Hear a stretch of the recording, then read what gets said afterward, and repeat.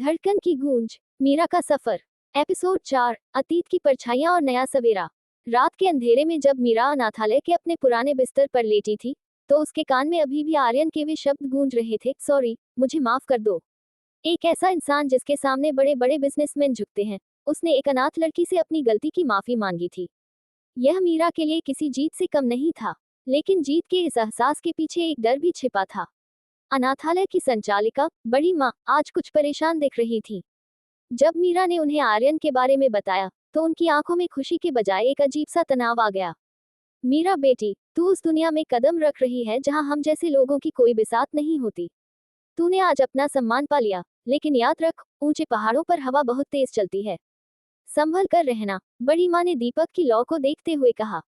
मीरा ने उनका हाथ थाम लिया। आप चिंता क्यों करती हैं? मैं सिर्फ काम करने जाती हूँ, मुझे उस दुनिया का हिस्सा नहीं बनना। बड़ी माँ ने मन ही मन सोचा, किस्मत तुझे उसी दुनिया की ओर खींच रही है मीरा, जहाँ से तू कभी इस अनाथालय की सीढ़ियों पर छोड़ी गई थी। पर उन्होंने ये सच जुबान पर नहीं आने दिया। अगली सुबह मीरा ठीक 7:50 पर ऑफिस पहुंच गई। आज उसने एक सादे सफेद रंग का सूट पहना था, जिसमें वह बिल्कुल किसी सफेद गुलाब की तरह ताज़ा और कोमल दिख रही थी। जैसे ही वह फ्लोर पर पहुंची, लोगों की कानाफूसी शुरू हो गई। सबको पता चल गया था कि रिया को नौकरी से निकाल दिया गया है और आर्यन खुद मीरा को घर छोड़ने गए थे। ऑफिस का माहौल अब बदल चुका था। जो लोग कल तक मीरा को तुच्छ समझते थे, आज वे उसे गुड मॉर्निंग कह रहे थे। तभी लिफ्ट से आर्यन बाहर निकला। उसकी नजर सीधे मीरा पर पड़ी। मीरा अपनी डेस्क पर फाइल्स अरेंज कर रही थी। आर्यन अपनी केबिन की ओर बढ़ते हुए रुका और कहा, मेरे केबिन में आओ, पिछले प्रोजेक्ट की रिपोर्ट्स देखनी है। अंदर पहुंचते ही आर्यन ने उसे एक नई लैपटॉप बैग और एक अत्याधुनिक स्मार्टफोन दिया। यह क्या है सर? मीरा ने चकित होकर पूछा। ये ऑफिस की प्रॉपर्टी है। एक पीए के पास 24 घंटे कनेक्ट रहने का जरिया होना चाहिए। और हाँ, आज दोपहर 12 बजे एक बहुत जरूरी मीटिंग है। मेरी माँ, मिसेज गायत्री खन्ना आ रही हैं। वह कंपनी की चेयरपर्सन भी हैं। आर्यन की आवाज में एक अजीब सा संकोच था। मिसेज गायत्री खन्ना, ये नाम सुनते ही पूरे ऑफिस में हड़कंप मच जाता था। वह एक सख्त अनुशासन प्रिय महिला थी और उन्हें मध्यम वर्ग या गरीब तबके के लोगों से सख्त नफरत थी। ठीक 12 बजे ऑफिस के सामने 3 काली गाड़ियां रुकी। सुरक्षा गार्डों की एक पूरी फौज के बीच से एक बेहद प्रभावशाली और सुंदर महिला बाहर निकली। गायत्री खन्ना ने हाथ में हीरे की अंगूठियां और गले में मोतियों की माला पहनी थी। उनकी चाल में अहंकार और सत्ता की गूंज थी। जैसे ही वह 60वीं मंजिल पर पहुंची, हर कोई अपने काम में इस तरह डूब गया मानो पत्थर की मूर्तियां हों। मीरा गेट के पास खड़ी थी। गायत्री जैसे ही पास से गुजरी, उनकी तेज परफ्यूम की गंध ने मीरा को अपनी ओर देखने पर मजबूर कर दिया। अचानक गायत्री के कदम रुक गए। उन्होंने मुड़कर मीरा को देखा। उनकी आंखों में घृणा का भाव आया। आर्यन, गायत्री ने केबिन में घुसते ही आवाज लगाई। जी माँ। आर्यन अपनी कुर्सी से खड़ा हो गया। ये लड़की कौन है? बाहर पीए की डेस्क पर। मैंने तुमसे कहा था कि किसी हाई प्रोफाइल सेक्रेटरी को रखो। ये लड़की तो किसी छोटे गांव या अनाथालय की लगती है। इसके कपड़े, इसकी सादगी, ये हमारे खन्ना एम्पायर के स्टैंडर्ड से मेल नहीं खाती। गायत्री ने मीरा की तरफ इशारा करते हुए कहा, जो फाइल लेकर अंदर आ रही थी। मीरा के हाथ ठंडे पड़ गए। उसे लगा जैसे उसका अपमान फिर से शुरू हो गया है। मीरा ने फाइल मेज पर रखी और जाने लगी, तभी आर्यन की आवाज गूंजी। माँ, मीरा अनाथालय से जरूर है, लेकिन उसका काम शहर के सबसे बड़े डिग्री होल्डर्स से बेहतर है। उसने कल हमारी एक बड़ी डील बचाई है। मुझे यहाँ काम करने वाले के कपड़ों से ज्यादा उसकी काबिलियत से मतलब है। गायत्री खन्ना की आंखें चौड़ी हो गई। तुम मुझसे बहस कर रहे हो, एक मामूली अनाथ लड़की के लिए? आर्यन, तुम भूल रहे हो कि तुम किसके बेटे हो। मैं कुछ नहीं भूला हूँ माँ, लेकिन मीरा मेरी पीए है और उसे मैंने खुद चुना है। आर्यन ने शांति से लेकिन दृढ़ता से कहा। मीरा ये सुनकर अंदर तक हिल गई। उसे यकीन नहीं हो रहा था कि आर्यन उसके लिए अपनी माँ से लड़ रहा है। लेकिन गायत्री खन्ना इतनी आसानी से हार मानने वालों में से नहीं थी। उन्होंने मीरा को पास बुलाया। इधर आओ लड़की, गायत्री ने रूखेपन से कहा। मीरा पास गई। गायत्री ने उसकी आंखों में झांका। अचानक गायत्री का चेहरा पीला पड़ गया। मीरा की आंखों में कुछ ऐसा था जिसे देखकर गायत्री को 20 साल पुराना एक डरावना सच याद आ गया। वे आंखें, वह चेहरे की बनावट।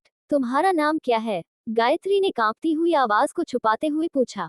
मीरा। जी, मीरा ने धीमे से कहा। तुम्हारे माता पिता, तुम कहाँ मिली थी? गायत्री का लहजा अब पूछताछ जैसा हो गया था। सर, मैं अनाथ हूँ। आशा की किरण, अनाथालय के बाहर एक टोकरी में मिली थी। मीरा ने वही सच दोहराया जो वह बचपन से कहती आई थी। गायत्री के हाथ में पकड़ी हुई पर्स फर्श पर गिर गई। आर्यन दौड़कर पास आया। माँ, क्या हुआ? आपकी तबीयत ठीक है? गायत्री ने खुद को संभाला। हाँ, कुछ नहीं, बस अचानक चक्कर आ गया। इस लड़की को मेरी नजरों से दूर ले जाओ, मुझे ये यहाँ नहीं चाहिए। गायत्री खन्ना बिना मीटिंग किए ही ऑफिस से बाहर निकल गईं। उनके चेहरे पर खौफ था। अपनी गाड़ी में बैठते ही उन्होंने अपने वफादार आदमी रघु को फोन लगाया।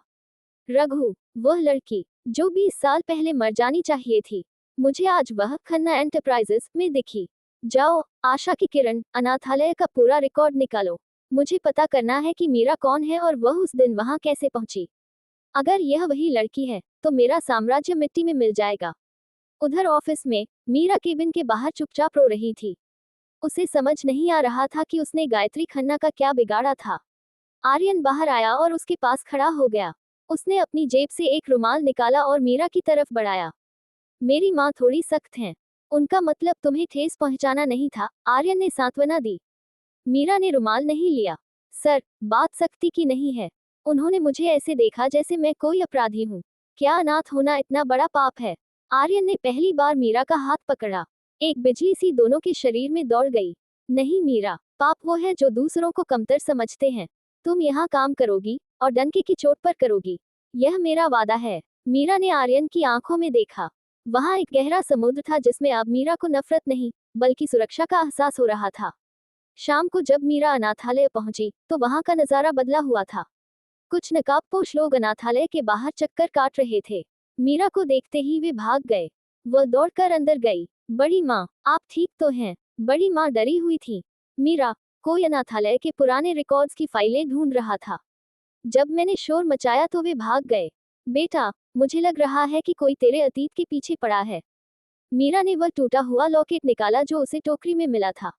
उसने उसे कभी खोलकर नहीं देखा था। आज उसने उसे जोर से दबाया तो लॉकेट का एक हिस्सा खुल गया। अंदर एक छोटी सी तस्वीर थी, एक धुंधली सी तस्वीर जिसमें एक सुंदर महिला एक छोटी बच्ची को पकड़े हुए थी। मीरा की आंखें फटी की फटी रह गई। उस तस्वीर में जो महिला थी वह हूबहू गायत्री खन्ना जैसी दिख रही थी, बस थोड़ी कम उम्र की। ये कैसे मुमकिन है? मीरा की आवाज कांप गई। तभी अनाथालय के बाहर एक महंगी कार रुकी। कार से आर्यन उतरा। वह मीरा की सुरक्षा को लेकर चिंतित था, इसलिए वह उसके पीछे पीछे यहाँ तक आ गया था। उसने मीरा के हाथ में वह लॉकेट देखा और फिर मीरा के आंसू। क्या हुआ मीरा? आर्यन ने पास आकर पूछा। मीरा ने वह लॉकेट आर्यन के हाथ में रख दिया। जैसे ही आर्यन ने वह तस्वीर देखी, उसके पैरों के नीचे से जमीन खिसक गई। ये तो मेरी माँ की जवानी की तस्वीर है, आर्यन चिल्लाया। रात के सन्नाटे में अनाथालय के आंगन में एक बहुत बड़ा राज खुल चुका था।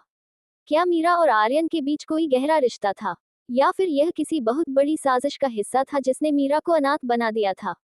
जारी है। योजक चिन्ह योजक चिन्ह योजक चिन्ह। अगले एपिसोड 5 में आर्यन और मीरा उस लॉकेट का सच जानने के लिए एक पुराने मंदिर की ओर निकलते हैं।